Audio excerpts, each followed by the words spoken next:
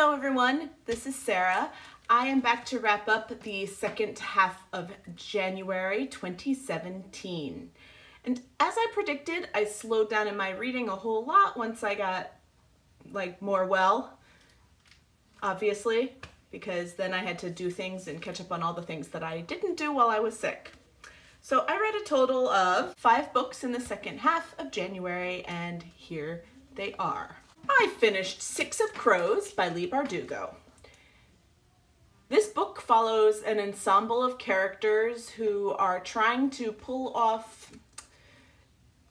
it's a heist, but it's kind of not really. I mean, it's not really a heist, but it kind of is. Whatever. Anyway, and they are a group of criminals from the start, and they have to go and fulfill this heist. Now, I will admit I did not like this book at the beginning. I did not like any of the characters. I did not care. I was not really drawn in very much. Normally heist stories get me very excited, but I wasn't very excited. It wasn't really until the last, the actual heist was happening that I was kind of starting to get excited. So overall, I didn't really love this book. I only liked one character even out of them. I liked Inej enough that I will be reading the next book. I just didn't grab it right out to read it. I hate Kaz. I think he's a jerk. And he's made stupid decisions in this book. I'm sorry. Yeah, I mean, I gave it 3 stars because it did wind up okay and round up all right. And again, I liked Inej enough that I want to see what happens with her in the second book. But other than that, it really wasn't quite what I was expecting. Then I read Heartstone by Ellie Catherine White. This was the book that came in January's Lit Cube, and this is a retelling of Pride and Prejudice. And it's a pretty heavy-handed retelling. There are some changes and, but even the names are similar. The only thing that's really different is that you add dragons to it, and the dragons do talk to humans and help the humans. But all the events that happen in Pride and Prejudice happen in this book. It is set in a more feudal style England as opposed to a Regency era. But yeah, I love Pride and Prejudice, and this book was good. I don't know if I gave it 3 or 4 stars. I really did enjoy it, but it is a very straight retelling. It's not subtle in its retelling. But I enjoyed it, and I like dragons, and I liked the world, and I think there were it was a little less subtle maybe than Pride and Prejudice. It was good. Would I go on recommending it to you? Only if you're like a Pride and Prejudice crazy person. The next book that I got to was one off my shelves. It is Vintage by Susan Gloss. This is a woman's fiction novel that centers on Violet, who owns this vintage shop. She has lots of troubles in her past, and you add in a pregnant teen and a Muslim woman, and these people form unlikely friendships and at this vintage shop, and their lives become better because of each other. And this is a true friendship book. I really loved it. I love how it portrays friendships between people of different ages, different nationalities that normally wouldn't be friends together. And I think that's incredibly healthy, and I think that that's how the world should be. So it was really nice to read about, and I gave it 4 stars because it was a predictable book, but that doesn't make it less valuable, and I really enjoyed it and liked what it said. The next book that I got to was Wayfarer by Alexandra Bracken. This is the second book and final book in the Passenger duology. Passenger got a lot of hype last year and a lot of hate, I felt like. I also did not really enjoy it very, very much. But again, it has time travel in it, and the ending of Passenger was such a cliffhanger, it did like loop me along to read this one. And this book was a definite improvement over Passenger. One of the things that I thought was an improvement was that our two main characters and love interests weren't together for the whole book, because I don't like their romance, which is incredibly sad. Etta and Nicholas are like awful together, and I really hate saying it because this is like the first interracial relationship that I've read about in a YA book, and I'm all about that. That is awesome.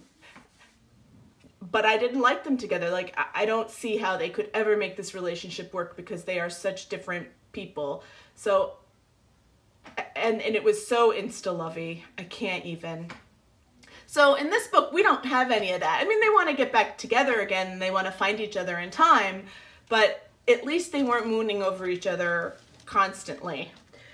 So this is definitely more of an adventure novel as opposed to the romance that Passenger was. We also get much more about Nicholas in this book, and I really like Nicholas, and it just goes to show what an honorable person he is, what a good person. And I like how his personality is so molded by his time period. He is a black man from 1776 is his timeline, and how traveling affects him as a black person going through time. You know, the way he interacts with people have been molded by that. Etta is from our timeline, you know, so she's like, yeah, whatever. So in that respect, they do go good together, but I really like Nicholas. Etta, not so much, but he is an incredible man, and I liked him.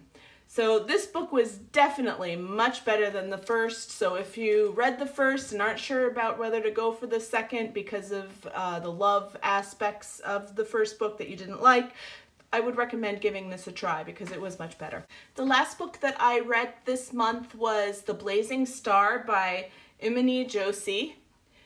This is a book that I got for free in exchange for honest review from NetGalley. So I appreciate that, and I did write my review in Goodreads. This is another time travel. It's based basically on Portia. Her and her twin and a freshman girl in their school get dragged back to ancient Egypt, and shenanigans ensue at that point.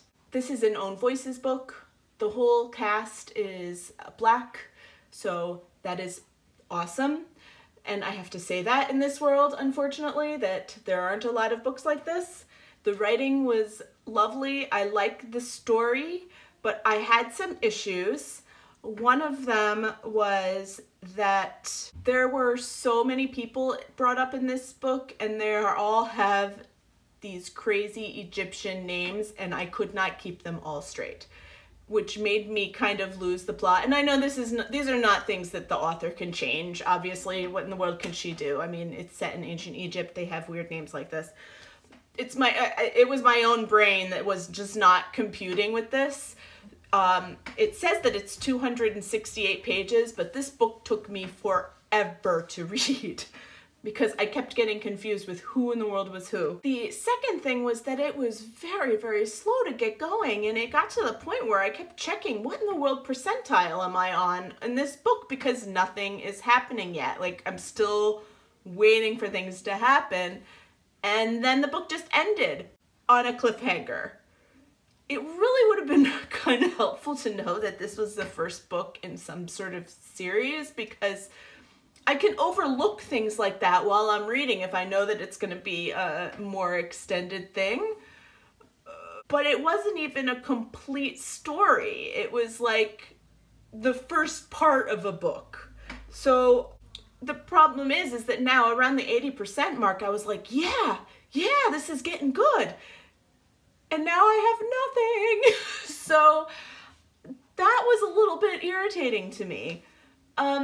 But overall, I mean, if the next book comes out, I will certainly read it because you know, I'm kind of invested in their story at this point, and, you know, how they managed to get home again.